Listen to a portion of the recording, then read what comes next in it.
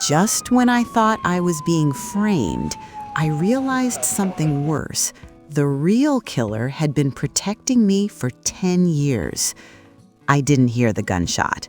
That's what I told the police anyway. The truth is, I heard something, but in a town like Blackridge, noises blur together. Doors slam, cars backfire. People mind their own business, especially at 2:13 a.m. when the world feels like it's holding its breath. I was awake, sitting by my kitchen window, staring at the empty street. Insomnia had been chewing at me for weeks, ever since Daniel Carter came back to town. And now he was dead. And somehow, I was the one who killed him. They found his body behind my house. That alone should have been enough to make me nervous, but what came next felt like something out of a nightmare I couldn't wake up from. "Miss Harper," the officer said, his voice careful, almost apologetic, "we found your fingerprints on the weapon." I laughed. Actually laughed because it didn't make sense. I don't even own a gun.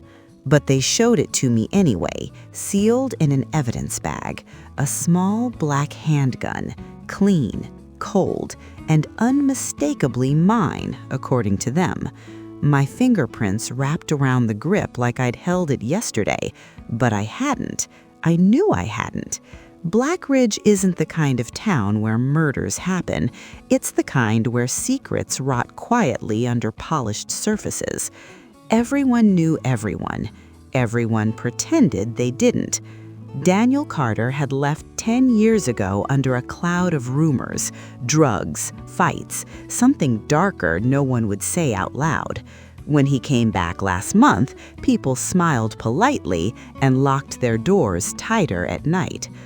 I avoided him until the night before he died. He showed up at my door just after sunset.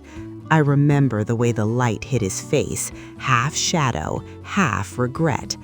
"Lena," he said, like we were still kids and nothing had changed.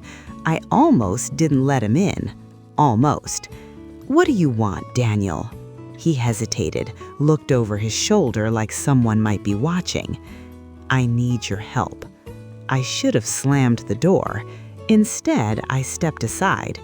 We sat in my living room, the silence thick between us. "You remember what happened before I left?" he asked. I folded my arms. "You mean the part where you nearly got arrested and disappeared overnight?" His jaw tightened. "That's not the whole story. It never is with you." He leaned forward, lowering his voice. "Someone set me up." I rolled my eyes. "Convenient." He insisted, "I'm serious, and now they're coming after me again." "Why are you telling me this?" "Because," he said, his eyes locking onto mine, "you're next."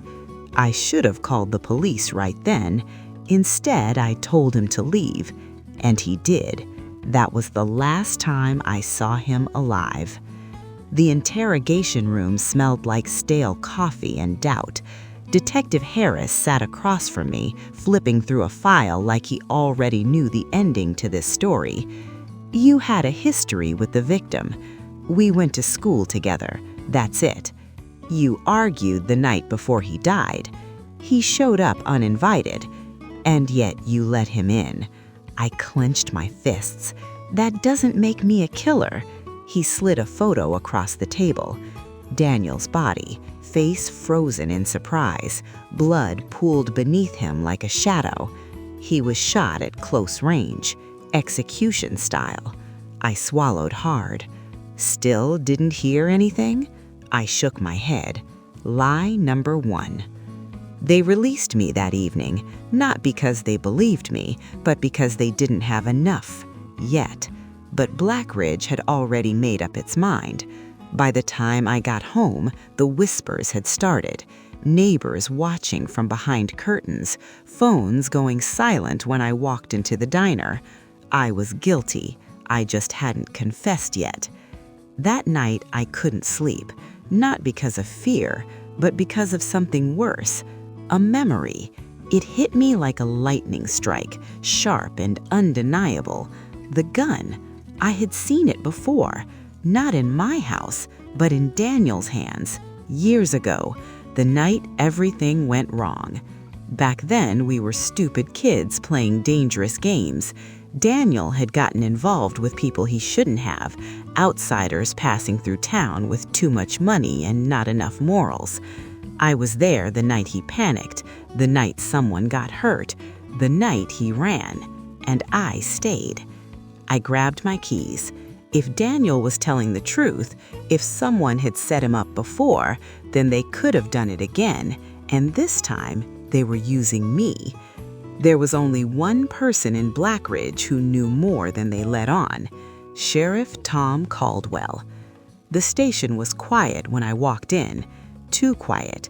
Caldwell was alone in his office, the desk lamp casting long shadows across his face.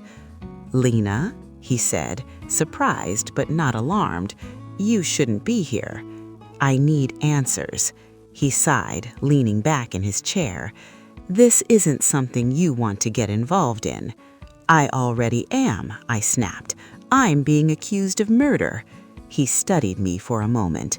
Then he smiled, and that's when I knew.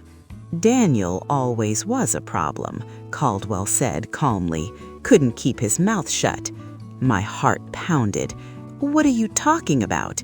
"He should have stayed gone." The room felt smaller, colder. "You set him up," I whispered. 10 years ago, yes."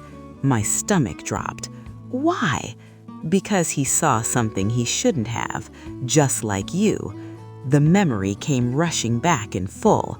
The night in the woods, the shouting, the gunshot, and Caldwell standing there, not as a sheriff, but as a man protecting his secrets.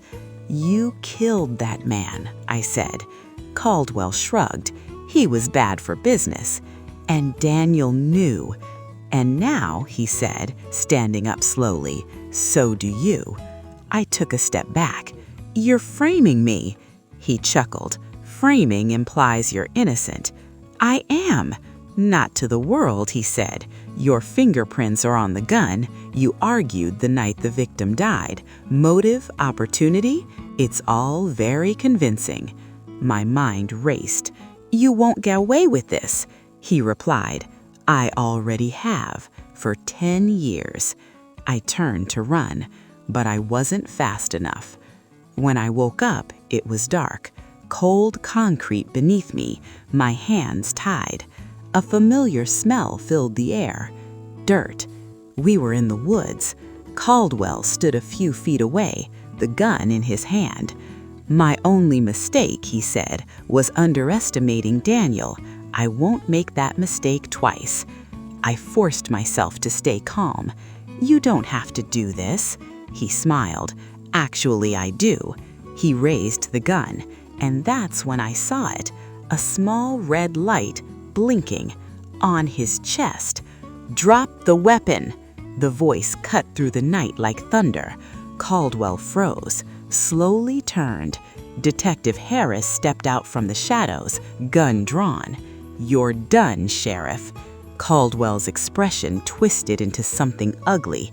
"You think this changes anything?" he spat. "She's still a suspect." Harris had a shake. "Not anymore." He held up a device. "Everything you just said, recorded." Caldwell lunged. A shot rang out. This time, I definitely heard it. He hit the ground hard, still, silent. The next few days blurred together, statements, reports, questions, but this time I had answers. The truth came out about the murder 10 years ago, about Daniel, about everything Caldwell had hidden beneath his badge. Blackridge wasn't quiet anymore. It was exposed. They cleared my name, officially. But some things don't disappear that easily. The looks, the whispers, the doubt. Sometimes late at night, I still sit by that window, watching the empty street, listening to the silence, and wondering, if the truth really sets you free, Why does it still feel like I'm trapped? Because in Black Ridge, even when the killer is caught, there's always another one.